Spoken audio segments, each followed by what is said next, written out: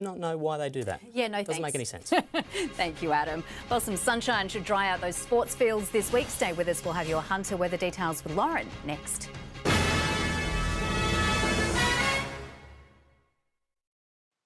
Transform your home into a haven with cool, pure, clean air, creating a world of perfect comfort. Take your home to the next level with the air specialists.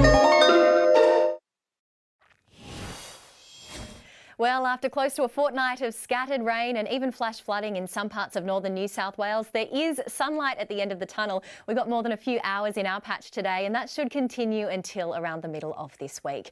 There were light showers along the coast, mainly north of the Hunter overnight, while slightly heavier falls, around 50 millimetres or so, were recorded around the Clarence Valley and in parts of northern Queensland. On the satellite, there's nothing too significant in the way of cloud over the majority of the nation right now, and the incredibly long dry spell continues in South Australia. However, there is a slight onshore influence along the east coast and in the Northern Territory and southwestern WA. Low pressure troughs and cold fronts in the Southern Ocean are unlikely to move north enough to impact us just yet. High pressure is the dominant feature, so it will remain dry across the majority of the continent through to at least Wednesday, except for areas east of the Divide. Onshore winds will continue to generate light rain there, but that will struggle to reach areas further inland. There's still a decent amount of warmth throughout the northwest at the moment.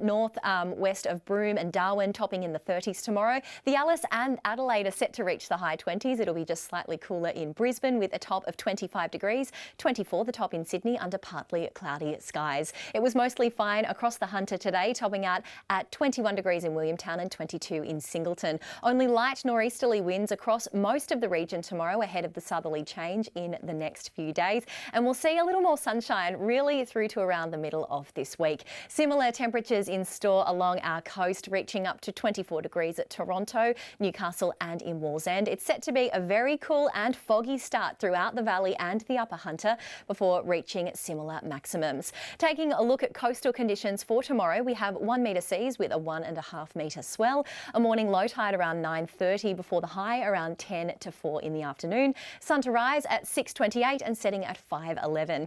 Well, a few clouds overhead, but it will be an otherwise fine start to the working week in Newcastle with a top of 24 degrees, reaching up to 27 on Wednesday before a strong southerly knocks a few degrees off from Thursday onwards. Chilly starts in the outlook for Scone before getting up into the mid-20s on Tuesday and Wednesday. Rain unlikely for the rest of the week. And it's set to remain fine in Gosford through to Wednesday. Light showers, though, possible from Thursday through to the weekend as we dip back down into the low 20s during the day. And checking out the surf, it was a gorgeous beach day across Newcastle and many Hunter beaches, but not too much on offer in the way of big sets. We do only have a small swell expected across local beaches tomorrow. However, wind speeds are expected to pick up significantly later in the week. We could see southerly winds up to around 35 k's an hour. So, Jane, these conditions are expected to change significantly. Okay, Lauren, thank you. And that is the NBN news for this Sunday. The late news is at 10:10. Thanks for your company.